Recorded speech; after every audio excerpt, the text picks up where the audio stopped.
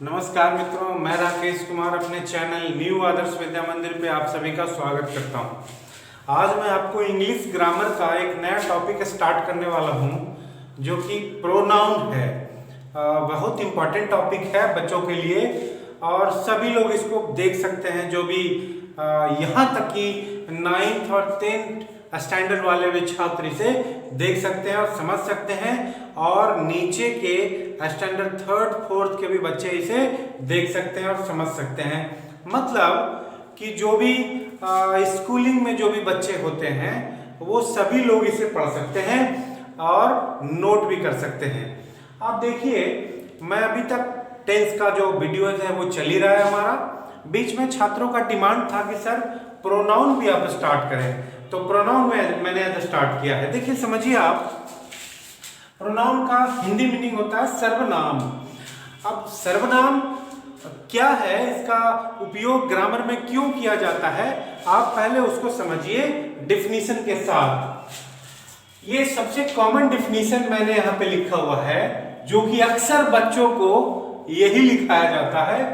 A word which is used instead of a noun, मतलब एक ऐसा शब्द जिसका प्रयोग संज्ञा के बदले में किया जाए। कहां पे किया जाता है, एग्जाम्पल क्या क्या है, वो समझने से पहले इसको शॉर्ट में हमने और करके अथवा करके शॉर्ट फॉर्म में एक लिखा है कि अगर जनरल तरीके से, जनरल वे में आपको कहना रहे कि प्रोनाउन है क्या, तो आप कह सकते हैं सब्स्टिट्यूट ऑफ ए नाउन। वही मतलब हुआ कि नाउन के जगह, है ना, नाउन का एक विकल्प है ये, नाउन का अल्टरनेटिव है ये, कि संज्ञा के बदले में वाक्यों में इसका प्रयोग भी नाउन के जगह पे हो सकता है। तो वही मतलब हुआ जो इसका है। क्या एग्जाम्पल है, कहां पे प्रयोग करेंगे, समझिए आप। मैं एग्जाम्पल लेता हूं कि मान लो राम एक लड़का है, राम पढ़ने में बहुत तेज है, राम के पिताजी राम को बहुत प्यार करते हैं। आपको जब मैंने ये सेंटेंस बोला, वाक्य बोला, उसमें राम एक संज्ञा है, दूसरे वाक्य में भी राम के बारे में फिर से मैंने राम का प्रयोग किया कि जैसे राम एक लड़का है, राम पढ़ने में बहुत तेज है, तीसरे में भी राम बोला कि राम के पिताजी राम को बहुत प्यार करते हैं। अब इसके बदले में बार बार राम का प्रयोग हर वाक्यों में करना जरूरी नहीं है। इसके लिए ही हम लोग राम के बदले वह का प्रयोग करते हैं या वो का प्रयोग करते हैं। जैसे राम एक लड़का है, वह पढ़ने में बहुत तेज है, उसके पिताजी उसे बहुत प्यार करते हैं। अब आप देखिए, पहले वाक्य में राम का प्रयोग किया जो नाउन था, दूसरे वाक्य में राम के बदले वह का प्रयोग किया, वह पढ़ने में बहुत तेज है। तो राम संज्ञा था, नाउन था, और वह प्रोनाउन है। और तीसरे वाक्य में उसके पिताजी, पहले वाक्य में बोला था राम के पिताजी और बाद में बोला उसके पिताजी, तो राम के पिताजी यहाँ पे जो सब्जेक्ट है वो नाउन है और यहाँ पे प्रोनाउन है। उसके पिताजी उसे बहुत प्यार करते हैं। समझ में आया बच्चों कि राम के बदले में वह का, राम के पिताजी के लिए उसके का प्रयोग यही प्रोनाउन है, सर्वनाम है, जिसका प्रयोग नाउन के बदले में हमने किया। अब इसको और दूसरे एग्जाम्पल से भी आप सोच लें, कई एग्जाम्पल बन सकते हैं। सीता एक लड़की है, सीता बहुत सुंदर है, सीता की माँ उसे खाना पका कर देती है। कुछ भी एग्जाम्पल ले सकते हैं आप। अब यहाँ पे देखो, हर वाक्यों में हमने सीता का प्रयोग किया। अब अगर सर्वनाम का प्रयोग, सीता तो नाउन है, उसके बदले अगर प्रोनाउन का प्रयोग करें तो सीता एक लड़की है, वह बहुत सुंदर है। यहाँ पे चूंकि सीता एक स्त्री है, उसके लिए वह का प्रयोग हुआ, तो सीता के बदले वह प्रोनाउन हो गया। उसकी माँ उसे खाना पका कर देती है, तो यहाँ पे भी वही वाक्य हुआ, शब्द हुआ जो संज्ञा के बदले में प्रयोग हुआ, ये सर्वनाम हुआ। अब आपको क्लियर समझ में आ गया है ना। और इसको अगर एक तरीके से और समझें कि जैसे आप किसी दोस्त से मिले और अचानक से उसके सामने अपने घर का कोई किस्सा सुनाना शुरू किया, जैसे यार कल मेरे पिताजी घर आए और उन्होंने मुझे पढ़ने के लिए बहुत डांटा, कह सकते हैं आप। तो आप देखो बात बात में आपने प्रोनाउन का प्रयोग कर दिया। मेरे पिताजी घर आए, उन्होंने मुझे पढ़ने के लिए डांटा। तो यहाँ पे आपने मेरे पिताजी के लिए किस चीज का प्रयोग किया? उन्होंने, वही सर्वनाम हुआ। दोबारा तो नहीं बोला ना कि मेरे पिताजी घर आए, मेरे पिताजी ने बहुत डांटा, दोबारा तो नहीं बोला मेरे पिताजी, क्या बोला मेरे पिताजी के बदले? उन्होंने। तो ये सर्वनाम हुआ, प्रोनाउन हुआ, जो मेरे पिताजी के बदले इस वाक्य में प्रयोग हुआ। और वही तो प्रोनाउन है, जिन शब्दों का प्रयोग संज्ञा के बदले में किया जाए। नेक्स्ट है प्रोनाउन के टाइप्स। अब आप देखिए, फर्स्ट टाइप है सब्जेक्टिव प्रोनाउन, जिसे हम लोग पर्सनल प्रोनाउन भी कहते हैं। It acts as a subject in a sentence. किसी भी सेंटेंस में इस प्रोनाउन का प्रयोग सब्जेक्ट की तरह होता है। जैसे एग्जाम्पल मैं लेता हूं, हालांकि मैं पहले आपको बता देता हूं क्या है। ही है, सी है, आई, यू, दे, बी। अब ही का प्रयोग, जैसे मैंने एक छोटा सा एग्जाम्पल लिया, राम एक लड़का है। राम एक लड़का है में सब्जेक्ट राम हुआ, और अगर इसको ऐसे बोले कि वह एक लड़का है, तो यहाँ पे क्या होगा? He is a boy. तो राम के बदले पुरुष है, चूंकि राम, इसीलिए ही का प्रयोग किया। अब सेकंड है सी। सीता एक लड़की है, सीता नाउन है, सीता इज अ गर्ल। अगर इसको प्रोनाउन का जो वर्ड है उसको सब्जेक्ट की तरह प्रयोग करें तो वह एक लड़की है, सी इज ए गर्ल। यहाँ पे सीता के लिए सी का प्रयोग हुआ सब्जेक्ट की तरह शुरू में। उसी प्रकार मैं एक लड़का हूं। अब चूंकि मेरा भी नाम है राकेश कुमार, है ना, तो मैंने राकेश कुमार एक लड़का है ना बोल के मैंने क्या बोला? मैं एक लड़का हूं।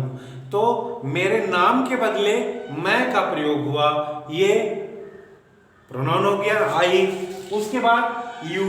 आपका भी कोई नाम है, मगर मैंने आपका नाम ना लेकर क्या बोला? तुम एक विद्यार्थी हो।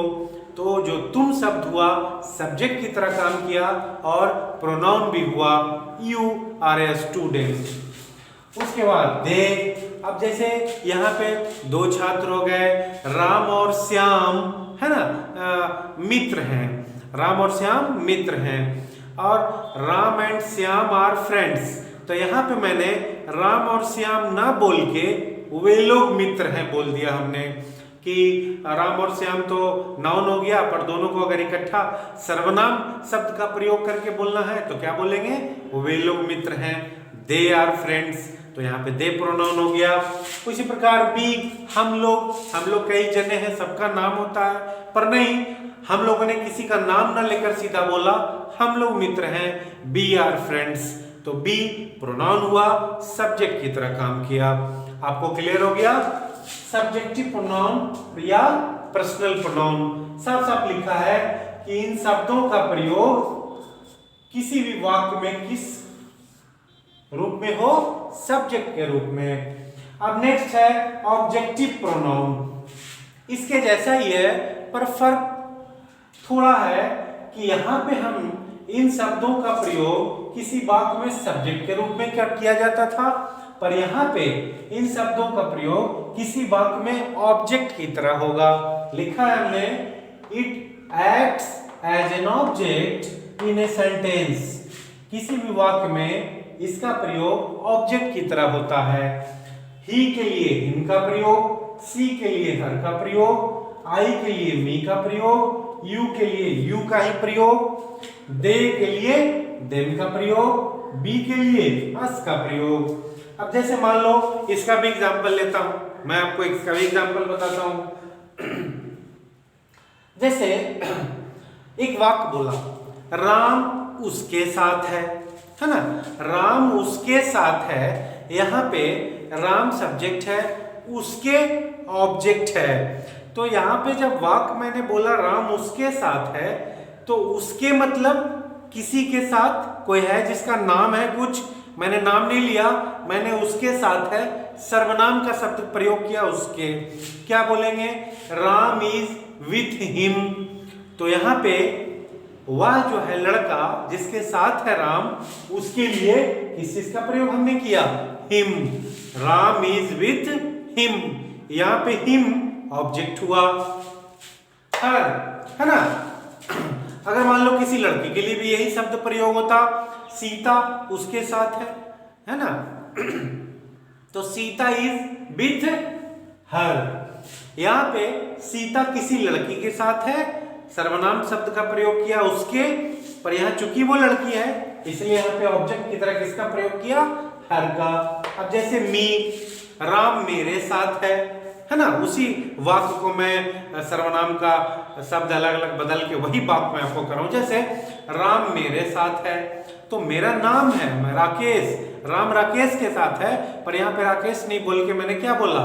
मेरे साथ है। मेरे साथ है मतलब मी का प्रयोग किया। राम इज विथ मी, तो मी ऑब्जेक्ट की तरह प्रयोग हुआ लास्ट में, और प्रोनाउन भी है। कौन सा प्रोनाउन? Objective pronoun. उसी प्रकार यू, राम आपके साथ है, राम इज विथ यू, है ना? यहाँ पे यू हो गया ऑब्जेक्ट, प्रोनाउन की तरह प्रयोग हुआ। राम उन लोगों के साथ था, है ना? राम हम लोगों के साथ है। तो आप गौर आपने किया कि आपको कई ऐसे वाक्य मिलेंगे जहां पे इन शब्दों का प्रयोग कॉमन है। ट्रांसलेशन जब आप बनाते हैं तो आपको ये दिखता है, पर आज के बाद आप गौर करेंगे कि हाँ ये नाउन है और इसके बदले में जो शब्द का प्रयोग हो यहाँ पे ये क्या है? प्रोनाउन है। मुझे विश्वास है कि आपको काफी अच्छे से, मैंने चूंकि सरल भाषा में आपको समझाया, अच्छे से समझ में आया होगा।